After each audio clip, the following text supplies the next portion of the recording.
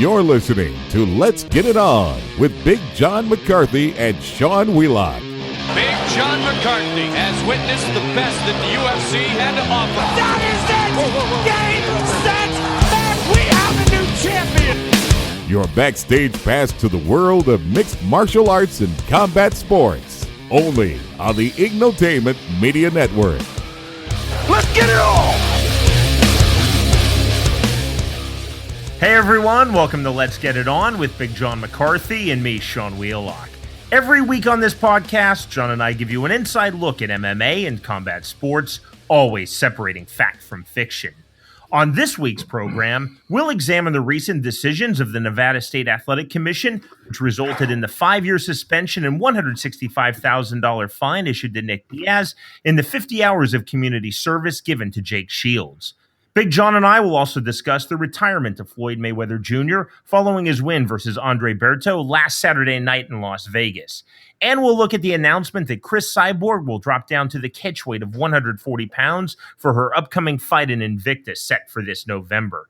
Plus, as we do on every episode of Let's Get It On, John will answer your questions. Submit them via email, info@letsgetitonpodcast.com, and on Twitter by using the hashtag AskBJM. Remember that you can download and subscribe to our podcast on the iTunes Store. For Android, download the Stitcher app and subscribe. And you can go straight to our website, letsgetitonpodcast.com. Well, there are controversies in MMA, then there are controversies in MMA, and then there is the case of Nick Diaz. On Monday, the Nevada State Athletic Commission issued a 5-year suspension and $165,000 fine to the 32-year-old Diaz for his third career positive marijuana test in the state. John, immediately, this has become the biggest non-fight story in MMA this year, and it's one in which virtually everyone has become a very strong opinion. This is going to be one of the biggest stories in MMA, honestly, in the past or anything, going back to the times when people were trying to ban the sport. This is a huge, huge issue of what's gone on with Nick. And, sitting in the position I am, I can't, I'm not here to take sides on anything. I'm not here to say anything about either. But, I know Nick. I really like Nick. Nick is a good person. Nick is he's an incredible fighter. He is absolutely everything, that you want to see in a fighter as far as he comes to fight. Sometimes he's a little crazy about what he does, laying down on the ground or anything like that. And he has his own perception of fighting. But, the one thing you get with Nick Diaz is you get, exactly who he is, and you get a fight out of him. He's going to go after whoever he's across from. He doesn't care. There's that old adage of, put the devil across from me and I'll fight him. Nick Diaz would fight the devil. He's that tough. He's that good at the sport. And it's a tragedy that he's not going to be able to fight for 5 years if this ban stays the way it is. John, so let's look at the test administered January 31st. It was the night of Diaz's fight versus Anderson Silva, UFC 183. A total of 3 tests are administered, and it's odd because 2 of the tests were done by a World Anti-Doping Association accredited laboratory. The other test, the one that Diaz failed, that was done by a non-WADA accredited see, this is what people laboratory. Need to understand. When we talk about WADA and Smurtle and Quest Labs and everything that's going on with this, there was 3 times that he had to pee. All right. The WADA group, which is the, USADA with the UFC, they had him pee pre to the fight and took that, and it went to Smurtle, which is the sports medicine, I can't think what it is, training lab that's in Salt Lake City. The 2 post-tests, one was done by the Nevada State Athletic Commission, and one was done by the USADA people, giving it to Smurtle. Again, Smurtle was actually the one that came and administered the test for USADA. So you have 1 pre-test and you have 2 post-tests. Now, the real difference here, and this is where it gets into, when you have somebody that goes through competition like Nick did, and he does all of this, warming up behind, backstage, he does all of this, he's starting to sweat, he comes out, he puts on a performance, he fights for 25 minutes of fighting, he's out there for over 30 some minutes, And his body is losing a great amount of fluids during that time. He's sweating throughout it. He's going to sweat out, sometimes close to a gallon of water based upon how much energy he's putting out in the fight. And he put out a lot. And when you're getting, the things that are happening in a fight, your body is reacting and it's doing a lot of different things. And it's burning through fluids to try to keep yourself cool, to try to keep things going and working. Your body's just in this overdrive. So he gets done with the fight, and that's when he gets tested by the Nevada State Athletic Commission before he's able to hydrate and put any fluids back in. So when they get the sample that they have, and look at, this is what needs to be understood. The Smirtle tests were done as a part of the new UFC testing system. It wasn't still in place, but they were starting to try to use it, and they were getting this done because it was going to come into effect in July, but they were getting things, in place and figuring out how they were going to do it. But the test that was the first post-fight test was done by the Nevada State Athletic Commission. They take a sample, and their laboratory that they use and always have used is Quest Diagnostics. So the UFC can send the sample, that they're paying for to Smirtle or have Smirtle take it. You saw it. That's all part of the UFC. The Quest Diagnostic Lab is part of the Nevada State Athletic Commission. That's who they use as their agency to test their samples. So, John, this is the third positive test for marijuana in the state of Nevada for Nick Diaz as a licensed pro MMA fighter. And with this 5-year suspension, $165,000 fine, it's a lot of money, there's no doubt, but it's the 5-year suspension. Because Diaz is 32 years old, so if this suspension is legally upheld and enforced, 37 years old, he returns. Randy Couture, our friend, very relevant in MMA, into his 40s. Dan Severn fought into his 50s. But the career of Nick Diaz, how fast our sport is moving and evolving, it almost feels like a lifetime ban. And it makes me think, like, when you see someone who's 70 years old and they're sentenced to 25 years in prison, it's not a life sentence, but it might as well be a life sentence. This is a 5-year suspension, but it's not almost a lifetime it feels like a lifetime. I'm just going to flat out say it the way it is. Nick has been fighting for a long time. The way Nick fights, Nick can continue to fight for a long time. It's a long suspension. There's no doubt about that. It's long. It's longer than any other suspension there's ever been. And I think that's the real problem that everyone's having with it, was they're looking at it saying, this is for marijuana.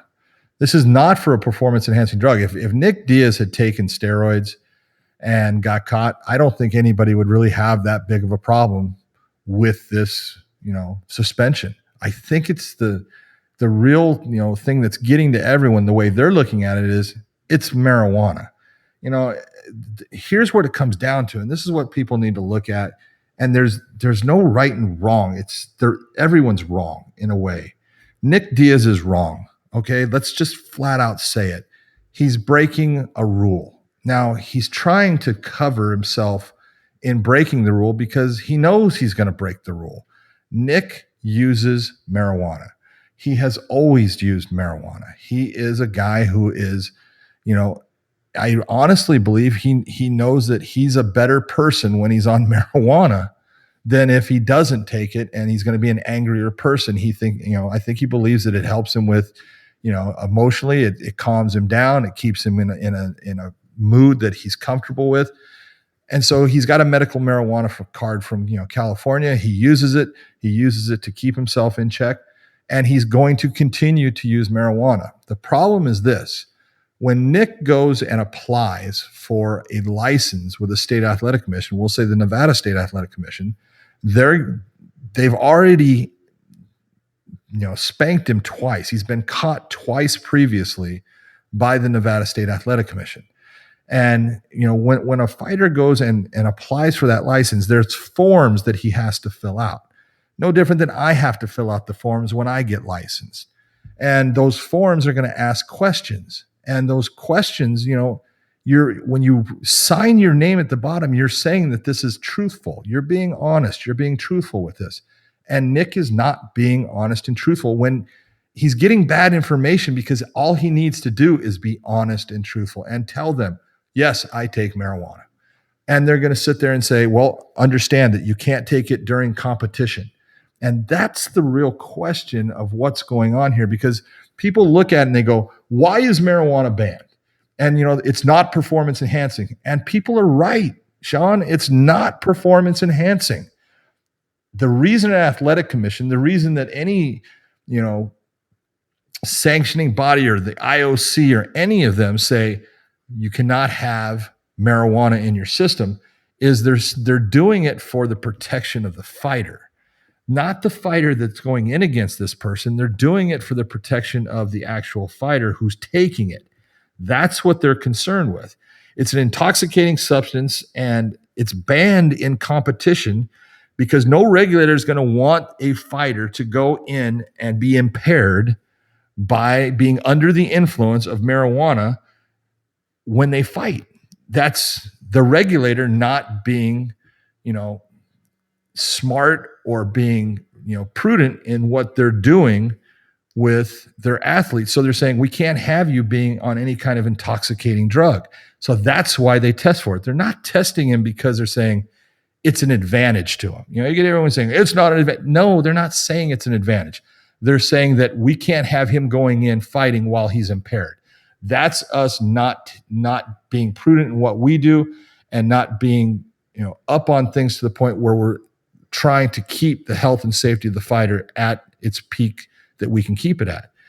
The real question is when Nick goes and he signs with the physicians and all this stuff, he's not being honest about what he's putting down because he knows he's going to break the rule. It's not a law. He's not breaking the law. He's breaking the rules of the Nevada Athletic Commission. 467 has all kinds of things in it, but one of the things it talks about is not taking different types of intoxicating, drugs or alcohol or any of those things during competition. And during competition is going to be that window that we've talked about when you basically look at your weigh-in and go from your weigh-in till about 12 hours after the fight. That's your window of competition. So if Nick is in this position where he knows he's going to take it and he knows that he's going to get caught, don't sign the paper. Don't get licensed in that state. Don't do this to yourself because you can't keep your word. You're breaking your word by putting your name on that paper. Don't put yourself in that position. Go to the UFC. Go to the Nevada State Athletic Commission. Say, I'm not going to lie to you. I want to be honest about this. I'm not going to be able to do this because I do smoke marijuana. And I would like you to at least, why don't you have one of your doctors look at me the night of the fight? He'll be able to say if I am intoxicated. And if I'm intoxicated, then I won't fight. But I won't be intoxicated. There's going to be metabolites in my system, but that's not because I took it, that day. And I'm going to be absolutely in peak performance. I'm ready to go. Now, the UFC is not going to like it because they don't want to have, they don't want the ability to lose their main event fight an hour before the show or anything like that. But there has to be a better way of going about this than what we're doing when it comes to marijuana. John, you bring up a really interesting point, and I know people listening have a wide array of opinions on marijuana, but give me this indulgence for a minute. So if you were to compare marijuana to alcohol, and I know marijuana is illegal in some states, some countries, it's legal in other states and other countries. California, for instance, it's legal if you have a medical marijuana card. If a fighter were to show up and they were clearly intoxicated, they're not going to be allowed in that ring or that cage. They're going to get flagged by the inspector or a referee or a commissioner or a commission member. They're not going to be let in. And it's very similar. That's the whole point. And that's why I said there's got to be, when we talk about testing, either be it a urine test or a blood test, and we're testing for the metabolite of THC, it's still not going to tell us, everyone's going to be different. If I took marijuana, I've never smoked marijuana in my life. I've never ingested THC in my life. So if I went and I smoked a cigarette, we'll say, or a marijuana cigarette, and I get high for the first time in my life, my body is going to purge that out if I don't take anything else and I hydrate and I do things right. It's going to be gone within a couple days, and I'm going to measure out at 0. Now, that's a couple days. Now, if you're someone like Nick who's just constantly ingesting marijuana over and over and over every day, we'll say, obviously, it's in his fat cells, and it's going to take him longer than me to get rid of it, even though we could have both smoked at the same time, the same amount. He's going to test higher because of all the residual he's had from the past. And this is what people don't tend to understand when it comes to the two different, the Smurtle test and the Quest test. The time difference between when Nick took that Quest test, the test for Nevada, and the time that he ended up taking the test, the second one, the post-fight test with Smurtle, you're looking at about an hour and 45 minutes. I can consume a lot of liquid. Now, his lawyers are trying to say, oh, he would have been hypoxic and he would have been water toxic. Bullshit. Okay, that's not true. You become hypoxic when you are a normally hydrated human being, and then you start to take excessive amounts of water, and we're talking about usually up into the 2 to 3 gallon range. You become hypoxic and water can become toxic. But when you're talking about taking in, we'll say 2 liters of water or 3 liters of water, and you'll notice, if people need to watch that thing. His doctor was trying to avoid saying how much water, because he knows all it's going to take is if he takes 2 freaking liters of water, which is basically a half gallon of water, which I could drink in freaking 2 minutes. Okay. Not saying I like to do it, but I can do it. And I drink the 2 gallons of water. I mean, the two liters of water in the 2 minutes. And then when I pee, it's going to pee mostly water because it was forced into my system so fast. My stomach's going to push it out. It's going to go through my kidneys. It's going to flush it. It's going to go in my bladder. And that's the difference between the two tests. When they sit there and say, oh, it couldn't have been. Yes, it can. Okay, just not true. And you're going to get experts on both sides. If you can have the expert for Nick Diaz saying, oh, you can't, get this number down. And I can pull up an expert right now and say, absolutely, you can get that number down like that, drinking water. So this is stupid. We know Nick fucking smokes marijuana. We know it. It's not a question of, oh, did he? We know he does. The question is, when we have someone in this situation, a lot of what's going on with this is, I think, as they're looking at it, the commission is mad at Nick because they look at it like he doesn't care. They've tried to express themselves before. They suspended him. They took money. They did it again. And he continually comes back, and they're looking at it like, you're not only lying on our forms, you're lying to our face.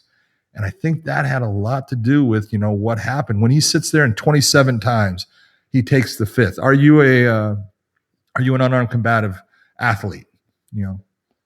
Fifth Amendment.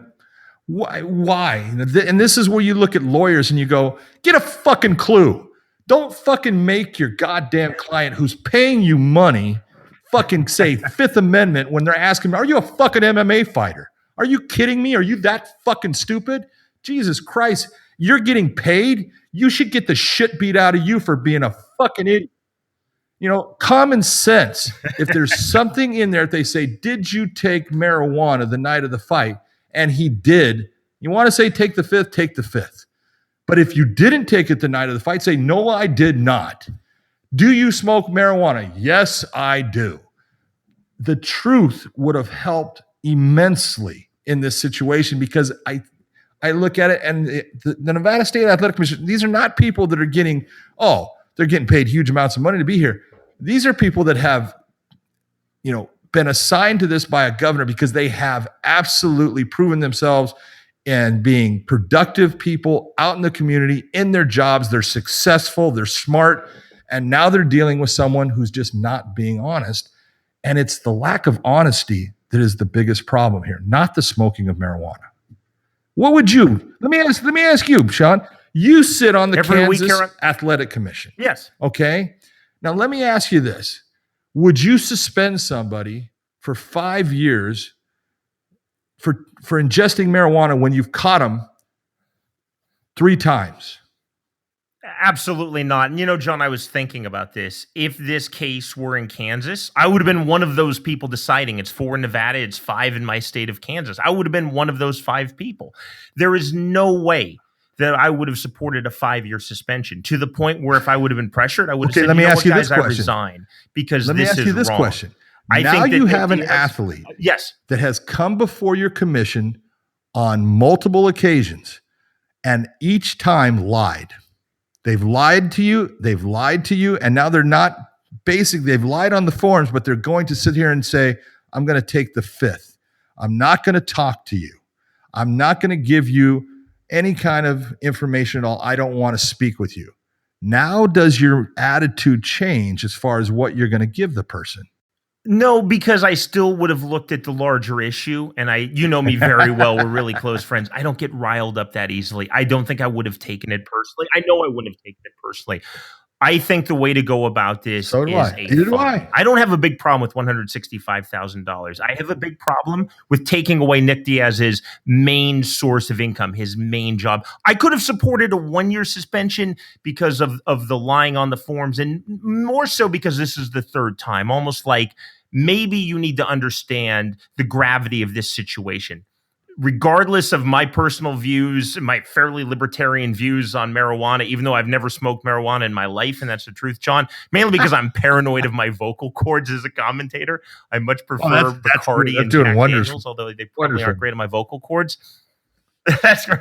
But my libertarian views aside, I would look and say, all right, this is your third time testing positive in Nevada, third time in a span of 8 years. Maybe a 1-year suspension will get the point across, but ultimately I think what gets the point across is the fine. 5-year suspension, again, to me, for a 32-year-old fighter, I think that's outrageous. I don't think there's ever going to be, when it comes to marijuana, there's just not that point where people are going to be in a position where they're going to be happy with someone getting such a long suspension off of, marijuana. It's just, in our culture, it's had this bad rep. Again, I've never taken it, but I don't look at it. I look at it as, it's like alcohol. It's the same, and if we wouldn't do that with someone with alcohol, I honestly look at it. I think that Nick, in certain ways, based upon his lawyers and the way his lawyers were even, putting out things, they're talking to people that are not stupid, and they're talking to people that are lawyers in Nevada, and they're trying to say, you don't understand the law. That's not a good way of going about business. And I know it's not supposed to be where you're supposed to be contrite, and they're going in there to be prove their case. They're there to prove their case, but in some ways, they weren't genuflecting in any fashion towards the commission. They gave no respect to them at all, and that's just not smart business. You don't go in and you can be as right as rain, but you can't sit there and just smack people upside the head and think that you're going to get a great outcome because I'm so right. That's just not the way the world works. You got to at least have some humility to you, and you have to be smart in the way that you converse with people. And in a lot of ways, I watched that whole, hearing. And in my opinion, it came down to the fact at the end, those commissioners were tired of what Nick had done as far as lying on the forms. And after he had told them, before and things, hey, yes, I understand. I'll stop. I'm going to do this right. And then when he, decided to do his 27 Fifth Amendments, which his lawyers should be, they should be slapped across the head for that crap. That's the stupidest thing ever. Okay. They should. Dude, they should get the 5-year suspension from the Nevada. Pisses me off the most. They're going to get paid. They get paid by Nick for doing a good job of presenting facts and a fucking horrible job of being intelligent in what they're going to allow Nick to say. Nick is going to be an angry guy. He's sitting there listening to all this stuff, and I can understand them worried about him, exploding towards the commission. But he can answer simple questions. And if it gets to one that you think, hey, you shouldn't answer that, lean over to him and say, Nick, I want you to say, I take the Fifth Amendment on that. What you're saying is that question can incriminate you. Okay. And so you don't want to answer the question for self-incrimination. Okay, fine. I understand that. But what they did with him was they made him look, stupid in the fashion of, oh, he can't even answer a question. Nick is not a stupid guy. Nick's a smart guy. He's a guy that smokes marijuana. Big deal. No. But this whole thing is a matter of, personalities and all that. That's what I see coming out of it. And unfortunately, in the end, we get a guy that's, he's banned for 5 years. In some ways, I think that, I don't see that happening. The people on the Nevada State Athletic Commission, they're good people. And yes, they don't want you. Look what they did with Jake Shields.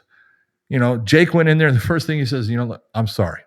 I know I'm wrong for that, but this is what occurred and this is why I did it.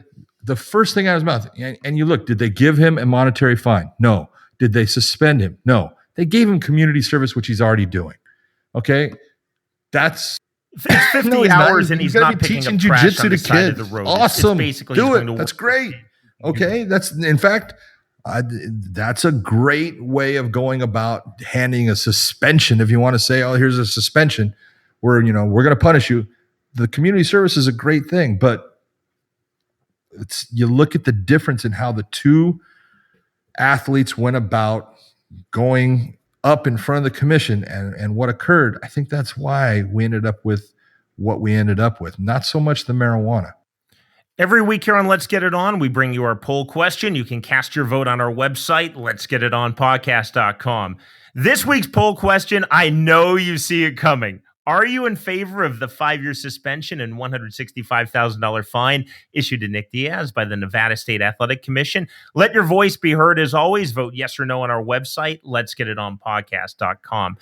John, again, putting myself in the position as now a member of the Kansas Athletic Commission, if someone were to come through and it was their third time that they had tested positive in the state of Kansas for a performance-enhancing drug, I will tell you, without a doubt, I'm in favor of that 5-year suspension.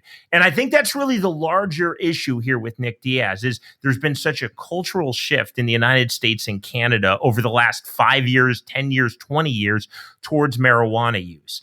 I don't know the numbers, but I would guess most people listening to this program under the age of 25 really don't have a problem with marijuana use. And I'm guessing most people who listen to this program under the age of 25 probably equate it very similarly with alcohol use. So with all that said, I think so many MMA fans and certainly MMA fighters see a huge divide when it comes to testing for performance-enhancing drugs and it comes to testing for quote-unquote recreational drugs you wouldn't like have marijuana. A problem with a 5-year ban for someone with performance-enhancing. And I look at that and I go, that's ridiculous.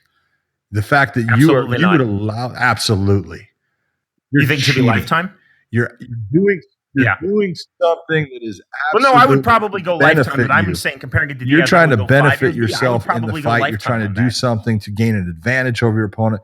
The marijuana is not doing that for him. That's where people are having this big problem with this suspension.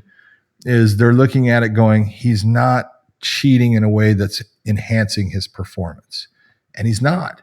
And that's the real problem. I look at it, performance enhancing.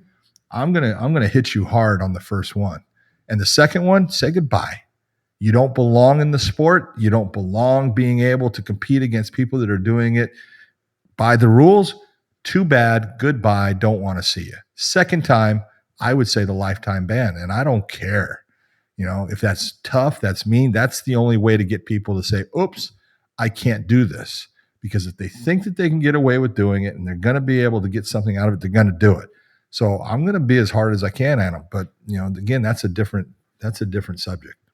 John, final point on this. Do you think that this is the end of the Nick Diaz suspension story? Do you think that it gets appealed? Does it go to Nevada State Court? Does it go to federal court? Could we see this go to the Supreme Court? Do you think this is the end, or do you think this is the beginning? His lawyer's going to appeal it, but people need to understand the Nevada State Athletic Commission just had a rule change that just went into effect in June. It was just voted by the legislature. And with what that rule change says, as far as, the power that they have to give lifetime bans and things like that, you need to understand this is where people don't get it. They're looking at this saying it's not fair. Okay. And they're saying, oh, marijuana is legal. Well, first off, no, it's not. Okay. It is within certain states. It is within certain programs. You say you have a medical marijuana card, it's legal. Federal law says it's illegal. But who cares about that? The real thing is this. when you look at it, Nick Diaz, John McCarthy, Sean Wheelock, Randy Couture, Chuck Liddell, whoever, none of us have the right to say, I have the right to fight. It's a privilege that you gain by doing certain things. You do it by training and getting your skill level to a certain point. So an athletic commission will look at you and say, this person has the skill level that they can compete in this sport. I will look at giving them a license. So you do it through your training and everything. Then you sit there and you go and you fill out these applications. And part of the whole thing with the application is you are truthful on what you're saying.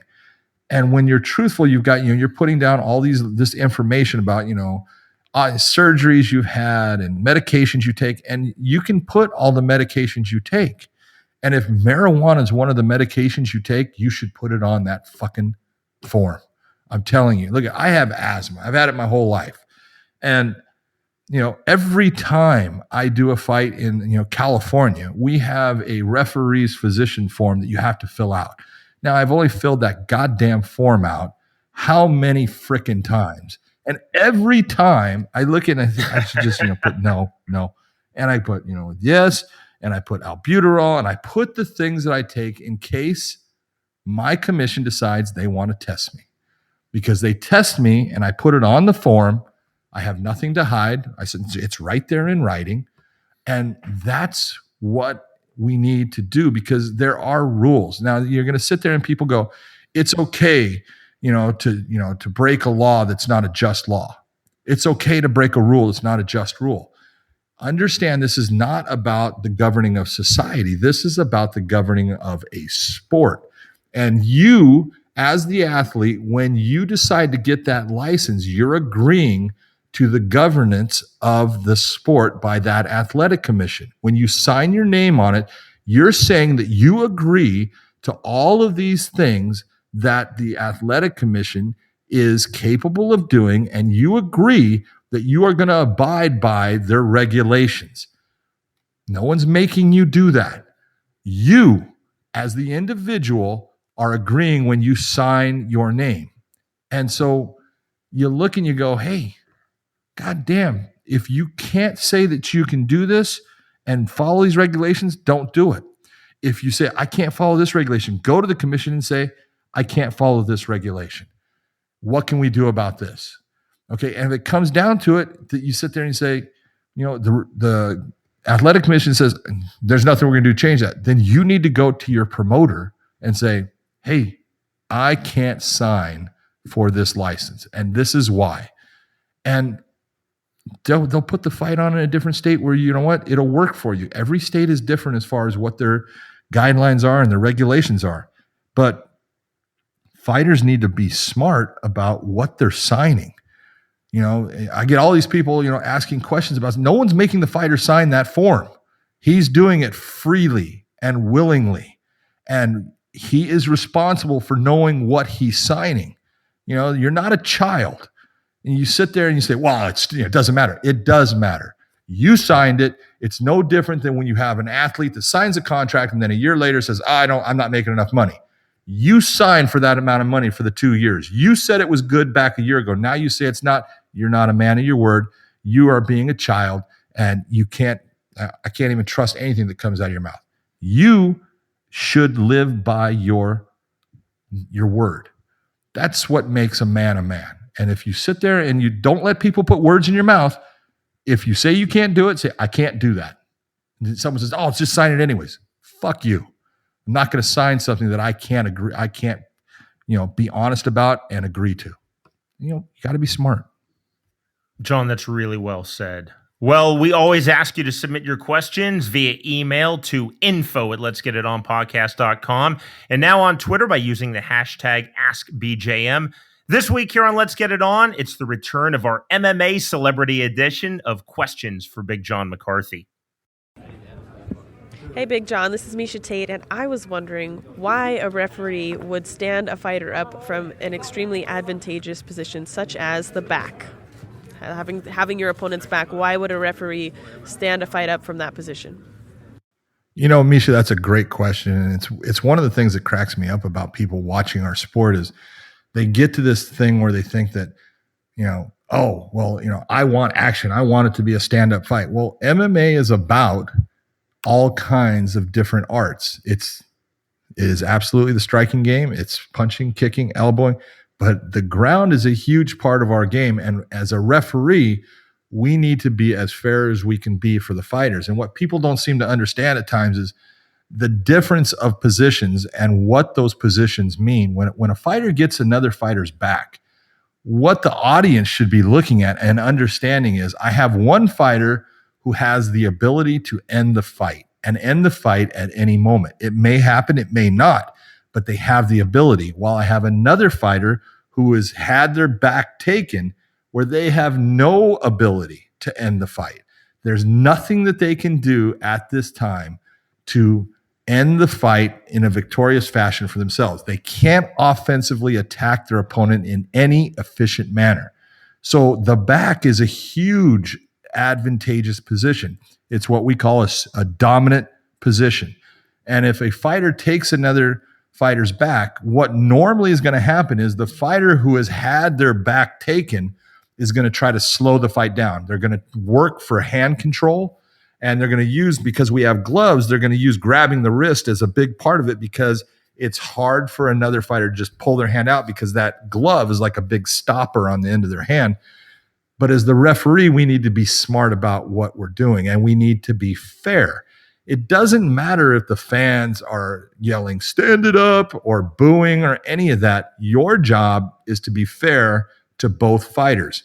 And it's incumbent upon the fighter who has had their back taken to get themselves out of that position. Now, if the fighter who has taken the other fighter's back just goes and does basically what we'll call a seatbelt, gets an underhook, hand over the top, and grabs both hands and is in that seatbelt position and just sits there, well, they're the ones stalling the fight. So since they have the dominant position, if we have a stall done by that fighter, the referee is going to stand the fight up because they're showing that all they're trying to do is wear the clock down.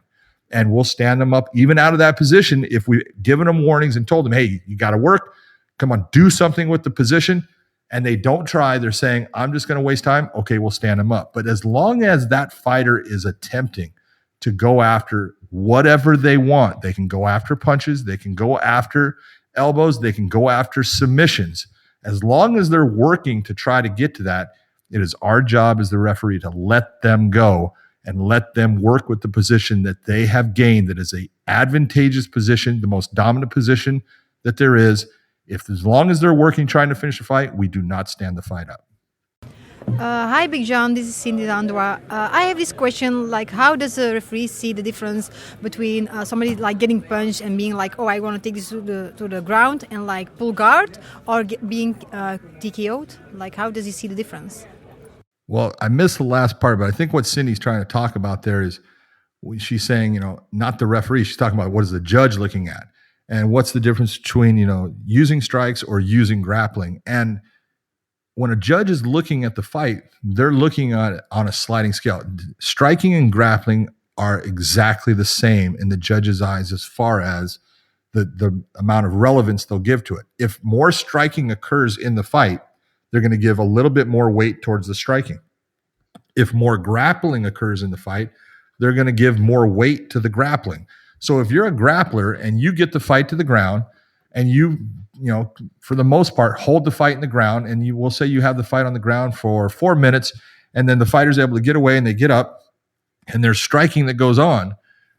The striking is not going to be able to weigh as much as the grappling based upon the time unless the striking that happens within that minute is so damaging that it overcomes grappling that was not that serious, not that damaging to the opponent, or not putting them in submission ending sequences. So everything is about damage. What we're really looking for as a judge is I'm looking to see who's working towards ending the fight. And that fight can be ended by submission attempts. What you're talking about is, if we have a submission attempt, we put a triangle on someone and that person has to really work their way out of it, has to defend, abruptly and do a lot of things to keep themselves safe and keeps themselves in the fight. as the judge, the hard part for an MMA judge is they now have to quantify how good was that attempt. It obviously didn't work, but how much work did the fighter who was defending have to put into it? How much effort was put into keeping that submission from working? The judge is now going to give an idea of what they looked at and give some credit to it. It could be the same as a punch that was a well-landed punch. It could be the same as a punch that knocked the opponent down and damaged them. It all depends on how well that submission was put on and how much defense it took to get out of it. But when a judge is looking at the fight, they're going to give credit to both the striking and grappling. Which one takes place more and which one is more damaging or has more effect on the fight is the one they're going to go with. Hey, John, this is Laura Sanko. I am wondering, is the plane of a 12-6 elbow that of the earth, or is it a vertical plane? Hey, Laura, what's up? Your question is wacky. Okay, I like it. I understand it, but vertical? Is it the plane of the earth? All right, look at it. When it comes to the only elbow strike you cannot throw is taking your hand straight up to the sky and bringing it straight down towards the ground in a straight, linear fashion. Any angle change from that straight up and down to, cocking your hand, if you're going to look at a clock and say 11 o'clock down towards 5 o'clock, that's a legal elbow strike. Any elbow strike that has any type of arc to it. So your hand can start straight up in the sky and come down and it does this little bend at the end. That is a legal elbow strike. There's an arc to it. The only thing you cannot do is take your hand straight up and bring it straight down. That's the only elbow strike that is illegal. If you are in a different plane, meaning you're on your back, we'll say, and you decide to throw an elbow strike from your head going towards your opponent's head, and it basically is in a horizontal fashion with the earth, that's a legal strike. The only thing you can't do is your hand straight up and bringing it straight down. Our thanks to Misha Tate, Cindy Dandois, and Laura Sanko for asking those great questions. Remember, email us your questions, info@letsgetitonpodcast.com, and submit them on Twitter as well. You use the hashtag AskBJM. Still to come on this week's episode of Let's Get It On, John and I will discuss Floyd Mayweather Jr.'s win versus Andre Berto last Saturday in Las Vegas and his announcement following the fight that he is now retired from boxing. And we'll look at the move to the catchweight of 140 pounds by Chris Cyborg for her next fight, set for this November in Invicta. With Big John McCarthy, I'm Sean Wheelock, and you are listening to Let's Get It On.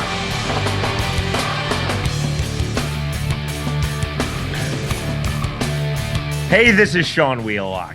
Join me on Saturday, October 3rd and Sunday, October 4th for the MMA Classic Fan Expo, which will take place in Syracuse, New York at the Center of Progress building. I'll be there to host a screening of the very first UFC with a question and answer session to follow, which will feature UFC creator and founder Art Davie and a first ever reunion of UFC 1 fighters, including Gerard Gordeau and Art Jimerson. Numerous MMA stars past and present will also be in attendance throughout the weekend, including Don Frye, Claudia Gadella, Mark Coleman, Joe Riggs, Butterbean, Matt Hamill, Carla Esparza, Gary Goodridge, and Felice Herrick. Plus, there will be an MMA celebrity roast of UFC Hall of Famer Dan Severn, as well as live MMA and grappling events. You can get autographs, purchase fight memorabilia and merchandise, and best of all, hang out and take pictures with some of the true greats of mixed martial arts. Tickets are available right now online at themmmaclassic.com. Again, that's online at themmmaclassic.com. October 3rd and 4th in Syracuse, New York for the MMA Classic Fan Expo. I'll see you there. Hey, this is Sean Wheelock. And this is Big John McCarthy. If you're a fan of our show, then you're going to love the rest of the Ignotainment podcast lineup. Like the Ocho Man behind the 8 Ball and the Whiskey Philosopher with Jeff Cooper. You can find these great podcasts and more at ignotainment.com. Thanks again and enjoy the rest of the program. Let's get it on! When looking for new and exciting clothing concepts, look no further than Lambs to Lions. Lambs to Lions has great designs that incorporates the past from boxing with the new and exciting evolution of MMA. We all start out as lambs, but with time, training, and hard work, we can all become lions. Be part of the Lambs to Lions movement and check out all of their great designs. You can get your Lambs to Lions gear at the Las Vegas Fight Shop or go to lambstolionsbrand.com.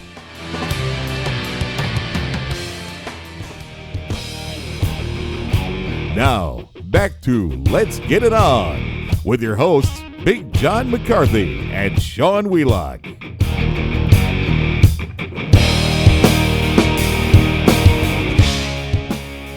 This past Saturday night in Las Vegas, Floyd Mayweather Jr. announced his retirement from boxing following his lopsided unanimous decision win versus Andre Berto. Mayweather's record as a pro now stands at 49-0, equal to that of Rocky Marciano, who retired as heavyweight world champion in 1955. John, so Marciano was 32 years old when he retired from boxing and he never returned to the ring. Mayweather is 38. Do you think he's going to stay permanently retired? Nope. Ain't gonna happen. Fully agreed. He likes money too much, and you know what? He's doing this whole thing, to try to build up the big 50. He's going after win number 50, which is going to make him the greatest boxer of all time. That's bullshit. It doesn't make him the greatest boxer of all time. There's been plenty of fighters that have had records of 50-0. They just continued to fight, and somewhere along the way, they ended up getting a loss. Julio Cesar Chavez, I think, was 87-0 at one point. All right. Does that mean that Floyd needs to get to 87-0 to be better than Julio Cesar Chavez? I mean, to sit here and say who's the greatest boxer of all time, that's going to have a whole lot of people with a whole lot of opinions and, who that person is. I will never tell you that, Floyd Mayweather Jr. is the greatest boxer of all time. It ain't going to happen. He didn't fight enough. Even though 49 fights is a lot, I'm not saying it's not, but he didn't fight enough. He didn't fight quality competition enough. And when you look at other boxers that have been out there, Julio Cesar Chavez for one, Sugar Ray Robinson, you want the greatest boxer of all time? Start looking at Sugar Ray Robinson's. When you start to, do the things that he did and for as long as he did and have the record that he did, that's when we're talking. Here's a guy that had, over 120 some wins with one loss to Jake LaMotta, and it was a split decision back then. And you look and, and Jake LaMotta beat him. I've watched that fight. And then, Sugar Ray Robinson came back and beat him 5 times. Okay. 5 times. So I don't want to take anything away from what, Floyd Mayweather has done as a boxer. He is an incredible boxer. I will never say anything different.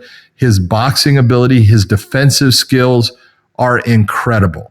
He's not a fighter. He's not a guy that goes to war, and that's not his job. I'm not blaming him for that. He's never going to be that guy that is the entertaining Arturo Gatti, Mickey Ward, Diego Corrales, Castillo fight. You're never going to get that with Floyd Mayweather. Probably the most exciting fight, that I could say that I watched with Floyd Mayweather probably would have been Ricky Hatton. When he fought Ricky Hatton, I thought he actually went after Ricky in certain ways and fought the fight not so much as a defensive fighter. He really went after him, and he made an exciting fight, and he knocked Ricky out in the 10th round. That was a great fight by Floyd Mayweather at a time when Ricky Hatton was undefeated also. And, he was big, and, especially in Britain and the European circuits, and had beaten good guys like, Costa Zoo. And you can take nothing away from what Floyd has done. But to sit here and say because he's got a record of 49-0, he's the same as Rocky Marciano. Rocky Marciano has got a record of 49-0, and he is absolutely not considered one of the greatest fighters of all time. Okay? There's no one that puts Rocky Marciano on that list. Rocky Marciano was a 185-pound heavyweight who couldn't beat most people today. He had a hard punch for a guy back then. Could you imagine Rocky Marciano going against, a Lennox Lewis? Are you fucking kidding me? Absolutely. He'd have gotten crushed, okay? So no one tries to say that Rocky Marciano is the greatest fighter of all time, even though he had a record of 49-0. But Mayweather's got a flawless record. He's done a great job of, being a successful boxer. He is an incredible boxer as far as his offensive and defensive skills, but his record is not what's going to what's going to solidify him as the greatest fighter of all time. So for Mayweather, his last 14 fights, and if he does stay retired, which neither one of us think he will, but if he does, they will stand as the final 14 fights of his pro boxing career. 12 of those 14 went the full 12 rounds. You're shitting you know, me. there's so much out there. There's so much out there in public opinion that Floyd Mayweather is a terrible person. That's not for us to debate. What we can debate, though, is that he has the style. I don't think there's any debate that turns off a lot of casual fans. Maybe real purists like it. They love that defensive style. They see the beauty in angling and not getting hit. But the casual fan who wants to see someone's head get crushed, they're not loving Mayweather. We talked about that at length in the show, the disappointment after Mayweather and Pacquiao. And both you and I said, John, well, what did you expect it to be? What did you think that fight was going to be? Was that going to be Hagler-Hearns too? You have to look at how he's fought throughout his entire career. He's a great defensive fighter. He's a very safe fighter. He's a very smart tactical fighter. Exactly. And you can't take anything away from him, but he's boring as hell to watch. Okay. Absolutely. Now I don't give a damn what anyone. Oh, look at the mastery of.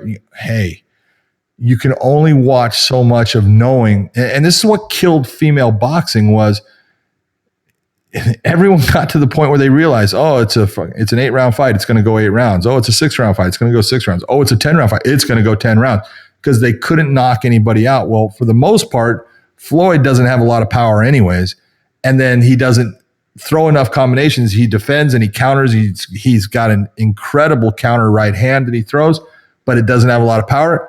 But he's just not exciting to watch. I mean, it's like fucking watching paint dry after a while. You know, he's so good defensively that it's hard for guys to get after him. He's so good in countering them that they get hit and then they slow down their production. And then he doesn't have an outstanding offensive production that he goes after him with. And so the fights are just slow, boring, methodical fights. The reaction in the media, I thought, was really telling. Basically, all of the stories out there were not celebrating his career. 49-0, 12 world titles across 5 weight classes. It was good riddance. You had the social commentators saying, good riddance, he's a horrible human being. And you had the boxing commentators saying, good riddance, he's a really, really boring fighter. That's remarkable. I mean, you know, whatever list you put it on, he's going to be in the top 20, the top 10, maybe even some people's top 5s. But where's the love for Floyd Mayweather Jr. after 49-0 in those 12 world titles? None that I can detect. You know, that's it. You know, you look and, you know, he's got the titles, no doubt about it. And again, I will never say, oh, dude, he sucks as a boxer. He's phenomenal, but he's just not an exciting boxer. He's not a boxer that you look at and, you know, you can watch, you know, good boxing. God damn, go back to just recently, you know, Abner Mars fights, you know, Leo Santa Cruz. Oh my God. All right. Now that's boxing. That's when, you know, I tell people all the time, dude, good boxing is phenomenal. Bad boxing sucks. Painful. You know, good MMA is phenomenal. Bad MMA sucks. And it's, when you're watching good boxing like freaking Mars versus Santa Cruz, you go, this is phenomenal. 2,000 and some punches thrown, you know, in a 12-round fight. We're talking about 175 punches per round. That's production. That's excitement. That gets people involved. That gets people going, this is fantastic. And then take a look at the numbers of Berto versus Mayweather. Okay. We didn't have 1,000 punches thrown between the two. Okay. In the same amount of rounds. So it's half of the output, half of, you know, the actual offensive tools being put out, less than half. How can it be exciting? You know, you're getting to a point where it's like, it's just not exciting to watch the man. John, I think if Floyd Mayweather Jr. does unretire, I think there are 4 really attractive big money fights out there, all 4 of which he could lose. So tell me if you agree. Sean Porter, Keith Thurman, Amir Khan, and although I think he's too big and he hits too hard, Gennady Golovkin. Yeah, there's not one besides Triple G that's going to beat him. Just you don't think so? You don't think Khan would have a chance? Khan doesn't have a fucking chance in hell to beat fucking Mayweather.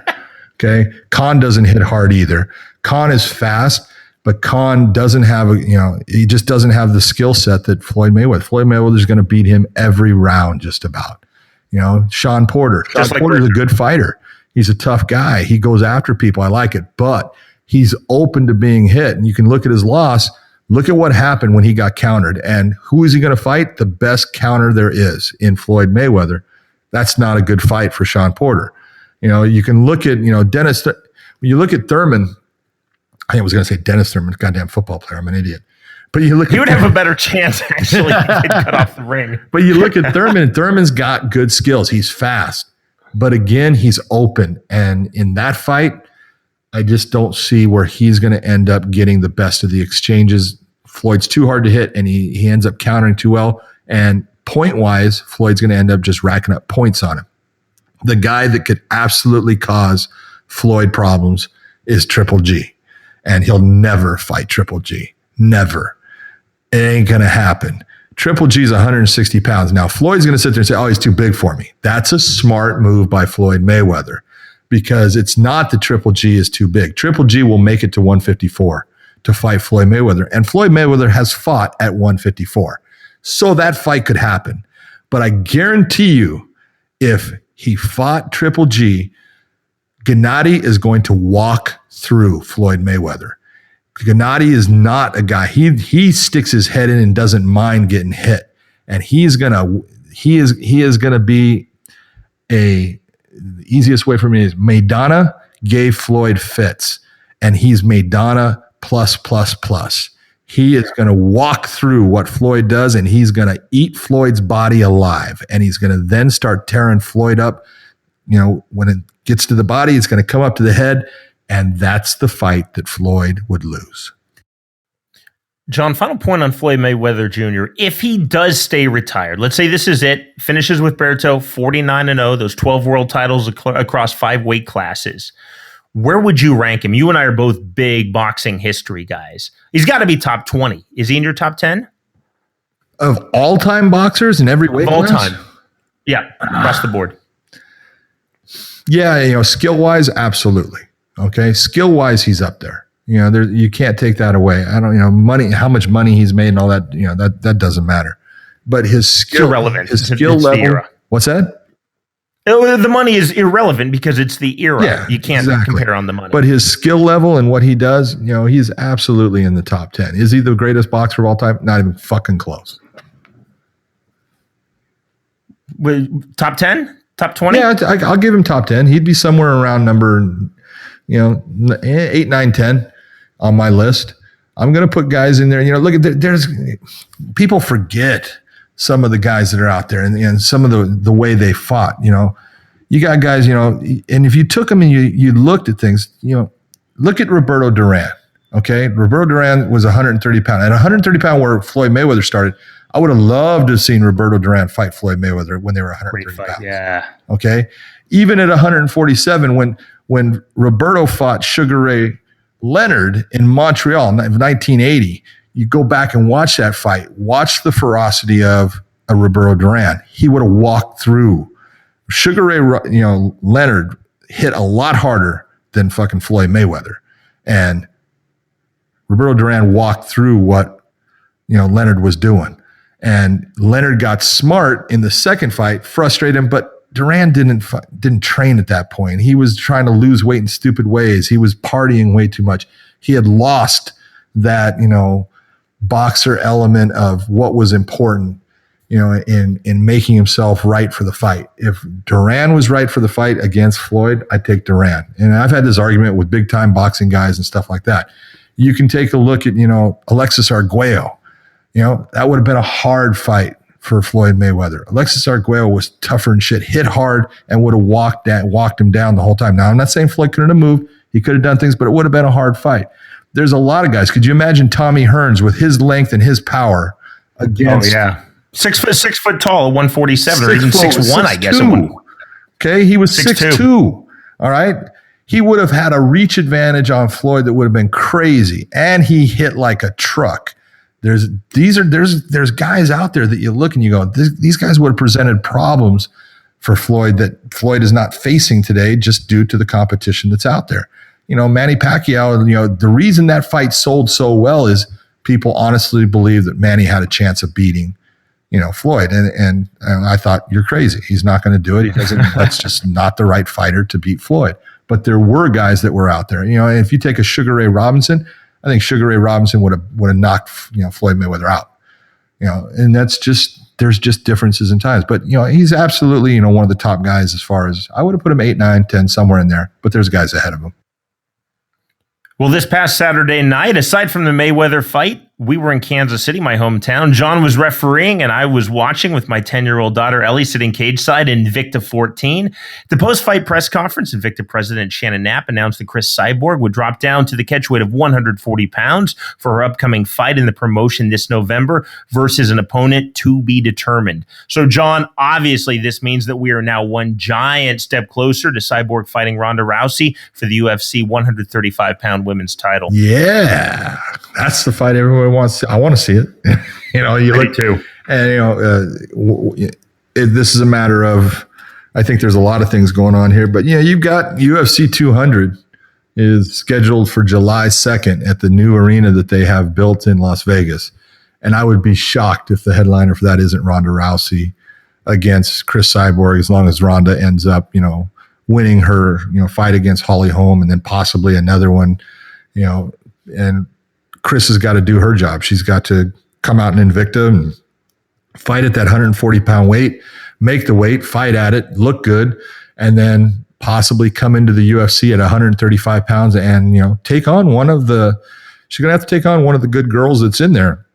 I don't know who they'll put her against. It could be a Jessica Ai or a Misha Tate or somebody like that, but come out and at 135 pounds, fight, get that second fight in, and then have that fight in July. I think that's what everything is building up to. I would love to see it, and that's what everyone wants to see. But again, this all depends on Chris. Chris has got to make the weight.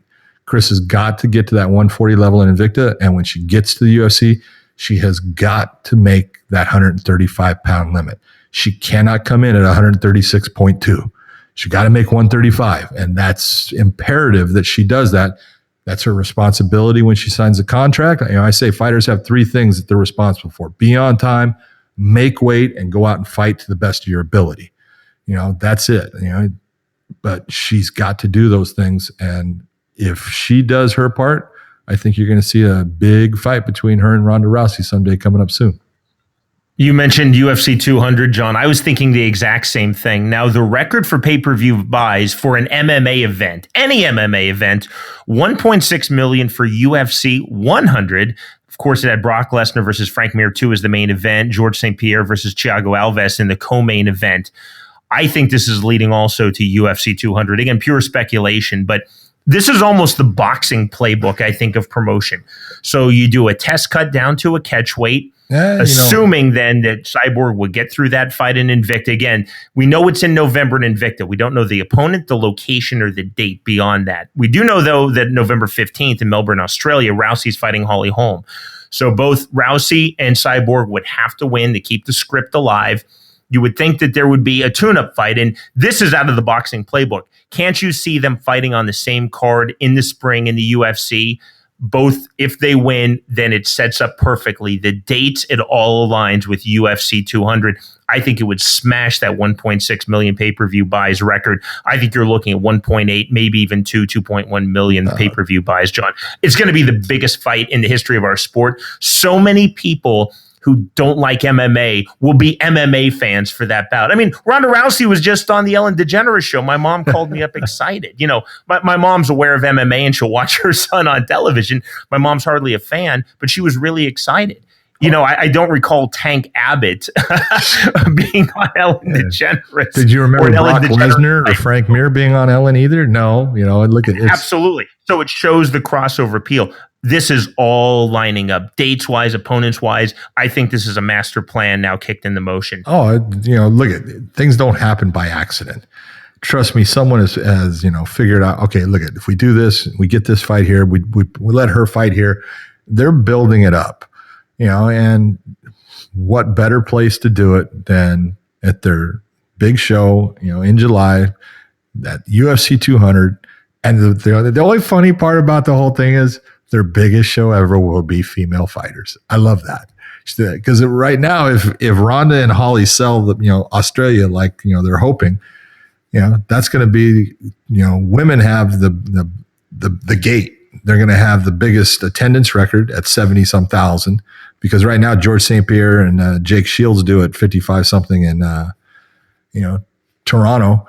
And so they'll have the biggest attendance record, and then they'll have the biggest pay-per-view record. And Dana's going to be saying, I told you that women were going to fight in the UFC. John, we talked about this last week here on Let's Get It On, but do you think that Cyborg can be Cyborg at 135? I mean, you were clear last week, and I agree on the program. She can make 135. There's no doubt.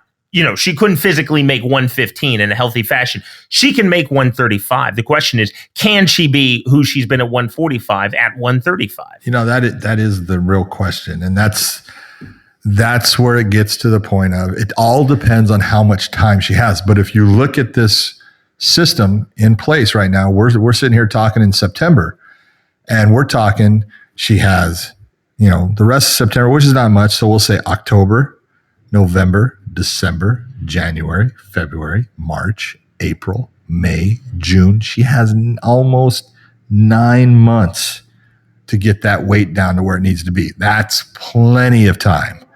That is absolutely plenty of time to get good weight off, to do it the right way, to get yourself there. She's still going to be strong. She may not, it would be like saying, if it was a bench press contest, she's not going to be able to bench press 300. She can only do 285. So what? Okay, that's not going to make that difference of her winning or losing a fight. This fight is about her getting to that weight. She has all of the skills necessary to win that fight. She has absolutely the mindset to win that fight. It's a matter of making the weight. The weight drop, if with given that much time, is not going to be the detriment to her not winning that fight. If Cyborg wrecks whoever the opponent is in Invicta in November to catch weight of 140, let's assume she then has a tune-up fight, makes a 135 debut, makes a UFC debut, wrecks that opponent. Rousey, let's assume she beats Holly Holm. You would think there would be one more opponent. She wins that fight. Let's say Rousey finishes both opponents. So going in with all that heat, all that momentum for both Cyborg and Rousey, John, I wonder who would be seen as the favorite. I think the fight purists would say Cyborg, and the casual fans would say Rousey. I don't know now. I honestly say, going into that fight, Rousey's going to be the favorite. She's going to be the betting line favorite. She's going to be the fan favorite. She's got too many, casual viewers that want her to win. And, they're going to look at Chris like she's some monster that, bad. But, that's fine. That's what makes a fight. And it doesn't matter what anyone prognosticates onto this. This is a matter of what they do when they step into the cage and they finally close that gate and someone tells them, let's fight. And that's what's going to prove, what's going to happen. So it really doesn't matter about any of the prognostications, it doesn't matter about betting lines, any of it. It matters that, they get to that point where they get into that cage and settle things once and for all. John, it's such a huge fight. And, we're coming up on the anniversary of our sport. UFC won November 12th, 1993. You were there not as a referee, but as Royce Gracie's main training partner in Denver, Colorado. You hit on it a moment ago. The twists, the turns, and the short, brief history of our great sport of mixed martial arts. And here we are talking about the potentially biggest fight in the history is going to be two female fighters. I don't think Art Davie could have envisioned that in 1993. I don't think Dana White could have envisioned that in 2012. Oh, no. Look at, it's, the whole phenomena of what's occurred here and stuff. And, there's no way of understanding, who's going to be the star. It has a lot to do with the way they fight. It has a lot to do with their personality. It has a lot to do with, the way people perceive them. The thing about Ronda is she can fight, and she's doing it in such a dominant fashion with all the girls in her weight class that there's no doubt about her fighting ability. Then you look at personality. She's got freaking personality coming out the ass.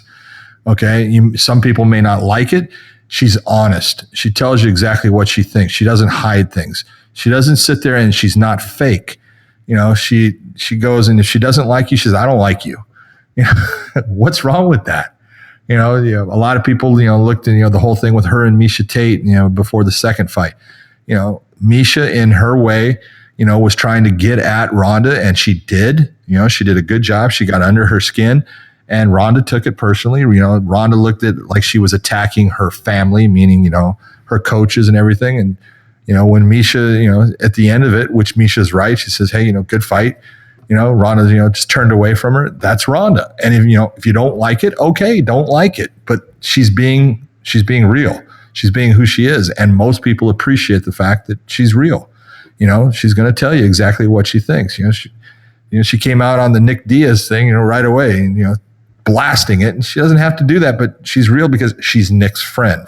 Nick trains with her at times. She's done stuff with him. She knows he's a good guy, and she doesn't want to see that happen to him. So the whole thing with these personalities, the one problem is, most people don't know Chris's personality. Chris is a great girl. She doesn't speak, great English. She's getting much better. She's pretty comfortable in conversational, talking as far as, person on person. But when it comes to interviews and speaking to the public, she's going to have a little bit of trepidation doing it because it's her second language. But, she's got great personality. She's a great person. She does things right too. She has just always been that person that everyone looked at as the monster who just destroyed girls and didn't speak English, so they really couldn't understand her personality. They're going to get to know Chris's personality, and part of, I think, what the UFC's job is in selling it. If she can get through this Invicta fight at 140 and then make it to the UFC at 135 and have that first fight and put on a show and come out with a win, people are going to see her personality, and that's just going to set this up. And this will be the biggest fight, pay-per-view wise, that the UFC has ever done. There's no doubt about that. Well, a note, we want to let you know that for the first time in the history of Let's Get It On, the brief history of our podcast, we're using new recording technology, podclear.com. You can find them on Twitter at podclear. We think it's a big improvement how we've been previously recording on Skype. No disrespect to Skype, but check them out, podclear.com. And we are back with you next week for a new episode of Let's Get It On, first available on Friday.